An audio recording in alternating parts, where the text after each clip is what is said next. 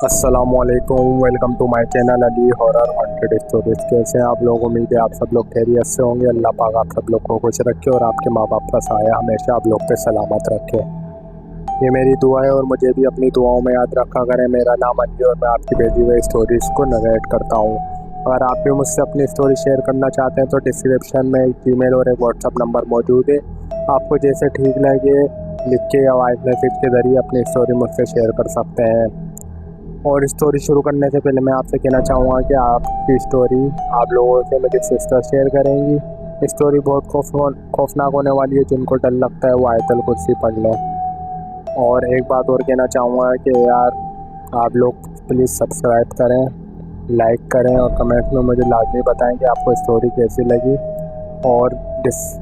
और कमेंट्स में लाजमी बताया करें कि आपको किस टाइप की स्टोरी पसंद है। मैं आप लोगों के लिए वैसी स्टोरीज लाने वाला हूँ। अब शुरू करते हैं स्टोरी जो मेरी सिस्टर की आवाज़ में आप लोग सुनेंगे। अस्सलामुअलैकुम, मेरा नाम नेहा है और आज मैं अपने भाई की स्टोरी अपनी ज़ुबानी में ट्रांसलेट करती हूँ। तो चलते हैं अपनी स्टोरी की तरफ। बात यह है कि दिसंबर का महीना था। रिश्ते में लगते भतीजे की शादी के वलीमे की तकरीब सिटी एरिया से बाहर लगभग 3 किलोमीटर के फासले पर मार्की में थी। मैं अपनी वालदा के साथ ऐन वक्त पर वहाँ पहुँचा। घर में छोटा भाई हमारे बार बार कहने के बावजूद साथ नहीं आया। हम हाल में पहुँचे तो इसकी कॉल आई तो मैंने इससे कहा कि तुम कहाँ हो, सब तुम्हारा पूछ रहे हैं, आ ही जाओ। वो बोला कि मैं दोस्तों के साथ ही बाहर खाना खाऊंगा। खैर हम वहाँ से फ्री हुए तो कुछ अजीज़ों ने वालदा को रोक लिया और मुझे कहा कि आप ठहर जाओ तो इकट्ठे ही चलते हैं, नहीं तो जैसी आपकी मर्जी। मैं घर वापस ही मुनासिब समझी और भांजे के साथ घर की तरफ चला। जब मुझे रुकने का कहा जा रहा था तो इस वक्त छोटे भाई का टेक्स्ट रिसीव किया कि लाइट नहीं है और घर में कुछ अजीब ही सीन हुआ है। मैंने तफसील पूछी तो कहने लगा, अभी मैं खुद को कमरे में ही छुपाए बैठा हूँ, बाकी घर के माहौल से अक्सर बेपरवाह जल्दी आने की कोशिश करना। मुझे कुछ अंदाज़ा हो चुका था और अंदर ही अंदर हंसी भी आई। मेरे पहुंचने पर लाइट आ चुकी थी और वो आराम से टीवी देख रहा था। मैंने इसे चाय बनाने का कहा। इसने पानी चूल्हे पर रखते ही मुझे बताना शुरू किया कि लाइट जब गई तो वो सेलफोन पर गेम खेलने में लग गया। जिस कमरे में लेटा हुआ था दूसरा कमरा इसके बाएं तरफ था। दूसरे कमरे में से कोई गुजर के किचन की तरफ गया। कहने लगा, मैंने सोचा कि चार्जिंग लाइट की रोशनी डाउन हो गई है, मगर नहीं। जहाँ ये लेटा हुआ था इसने कमरे के दरवाजे पर नजरें जमाई, हाथ में फ़ोन पकड़े किचन वाले पिलर की तरफ मुसलसल देखना शुरू कर दिया और सेलफोन पर भी 1-2 बार गेम की तरफ तवज्जो देने की कोशिश की, मगर जहन हट चुका था। इतने में इसे इस किचन के पिलर की ऊंट में एक 5-6 साल का निहायत खूबसूरत बच्चा खड़ा अपनी तरफ बुलाता नजर आया। जब इस बच्चे ने दूसरी बार इसे बुलाया तो इसने सेलफोन साइड पे रखा और इतना ही कह सका, नहीं तुम कौन हो।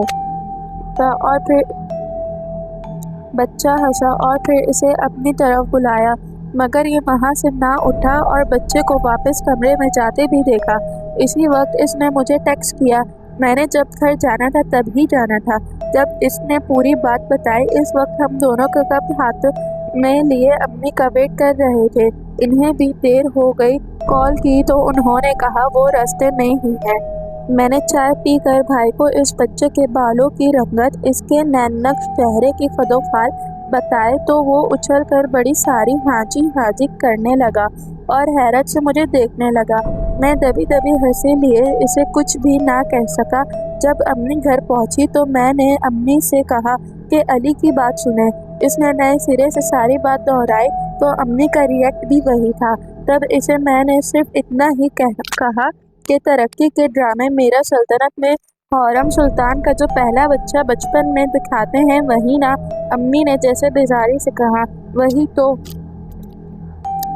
हमने इसकी बात को सुनकर टामाटोल कर दिया और फिर हम लोग सो गए।